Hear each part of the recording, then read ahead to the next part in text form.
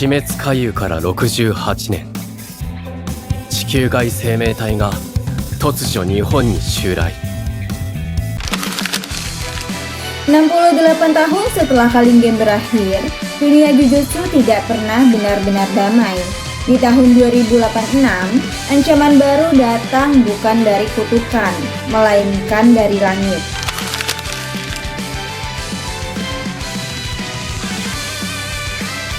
Inilah Jujutsu Kaisen 3, Modulo, sebuah era baru, generasi baru, dan musuh yang bahkan melampaui Sukuna.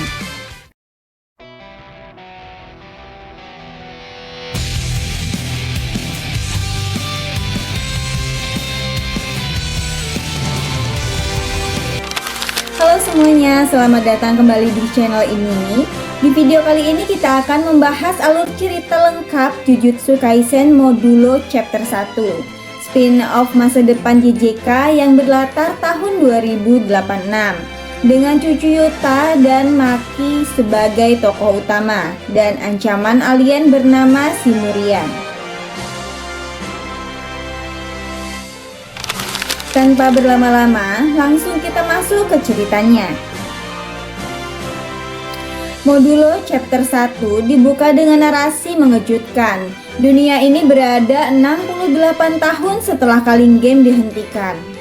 Nama Yuji Itadori disebut sebagai legenda, sosok yang mengakhiri era kekacauan terbesar dalam sejarah Jujutsu.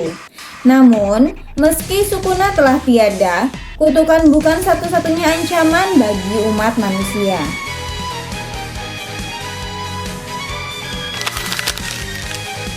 Di luar angkasa, sebuah ras alien bernama Simurian mulai menginvasi bumi.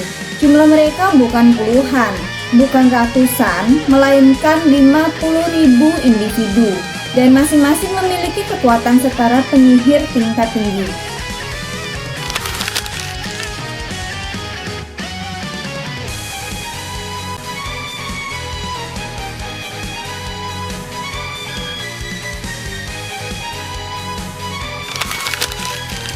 Simurian digambarkan sebagai ras alien humanoid dengan energi yang sangat mirip Rust energi.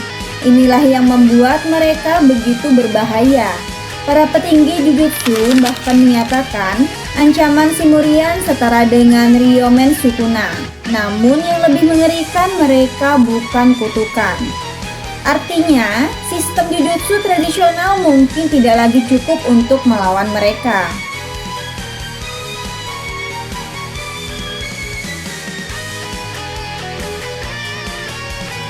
Cerita kemudian beralih ke dua tokoh utama generasi baru.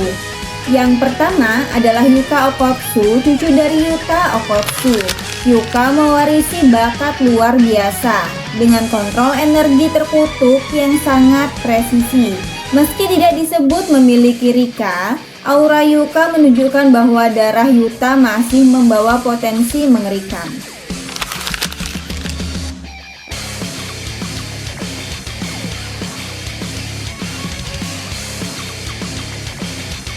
Tokoh kedua adalah Tsurugi Okkotsu, cucu dari Maki Zenin. Berbeda dari Yuka, Tsurugi adalah petarung jarak dekat murni. Tubuhnya digambarkan memiliki kekuatan fisik ekstrim, bahkan di luar standar penyihir modern. Banyak yang percaya Tsurugi adalah evolusi sempurna dari Heavenly Restriction.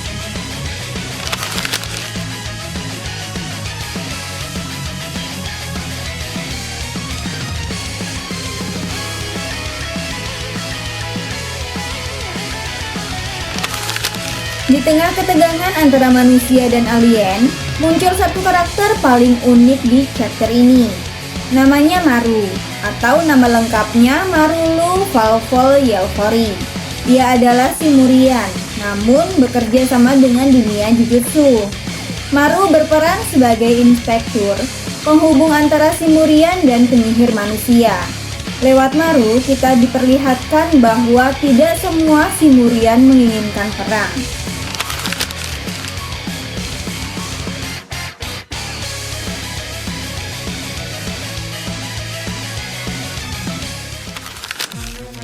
Di sebuah Jepang yang tidak tercatat dalam sejarah resmi Jujutsu Society, beredar rumor mengerikan tentang orang-orang yang menghilang tanpa jejak. Bukan karena kutukan biasa, tapi karena mereka diburu. Cerita ini dimulai dari Maru, seorang penyihir Jujutsu tingkat rendah yang sedang menyelidiki kasus penculikan misterius di pinggiran kota. Awalnya, semua terlihat seperti kasus kriminal biasa. Namun ada satu keanehan, semua korban memiliki residu energi kutukan yang tinggi, meski mereka bukan penyihir. Maru mulai berspekulasi bagaimana jika orang-orang ini tidak diculik secara acak.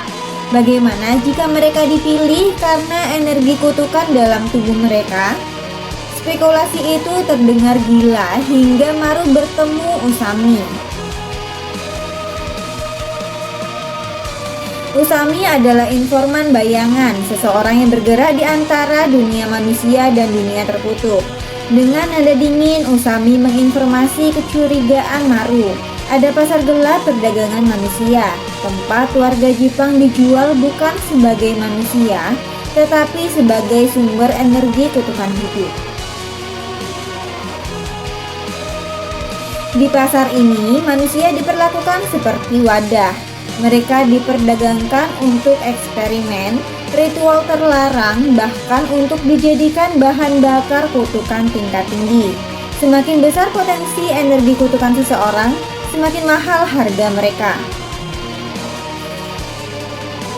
Yang paling mengerikan, Jujutsu Society tahu namun memilih diam, karena pasar ini berada di wilayah abu-abu yang berguna untuk menjaga keseimbangan dunia kutukan.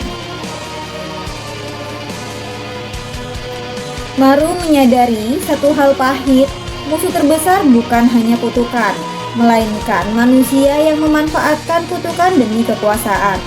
Dan sejak hari itu Maru tidak lagi bertanya siapa yang salah, melainkan berapa nyawa lagi yang akan dikorbankan sebelum kebenaran terungkap. Konflik memuncak saat terjadi insiden tingkat khusus.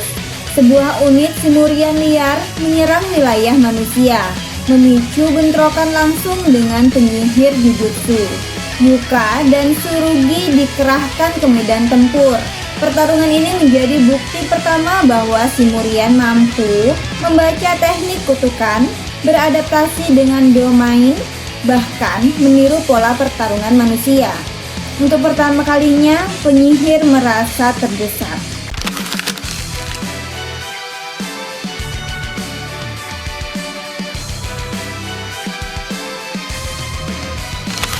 Namun, ancaman tidak hanya datang dari luar. Modulo Chapter 1 juga menyoroti intrik klan Jujutsu yang belum berakhir. Salah satu konflik utama adalah cincin warisan milik Yuta Okkotsu.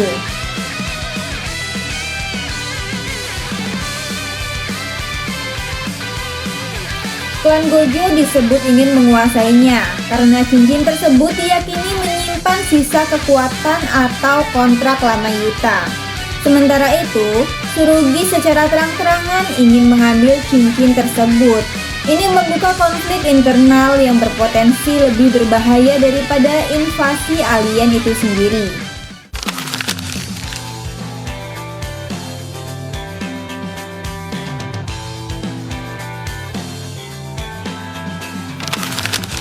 Nama Yuji Itadori kembali disebut di akhir chapter. Ia dikenang sebagai penyihir yang mengakhiri Culling Game, namun statusnya kini misterius. Apakah Yuji masih hidup di usia tua, ataukah ia telah menjadi legenda yang disembunyikan sejarah? Modulo Chapter 1 sengaja meninggalkan pertanyaan ini sebagai bom waktu untuk arc selanjutnya. 呪いは再び回り出す。 Jujutsu Kaisen Modulo Chapter 1 bukan sekedar kelanjutan cerita.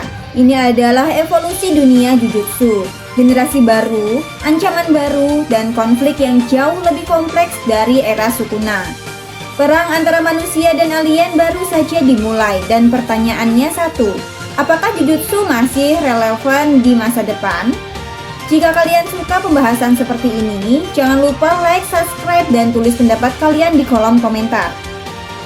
Kita akan lanjut ke modulo chapter 2 di video berikutnya.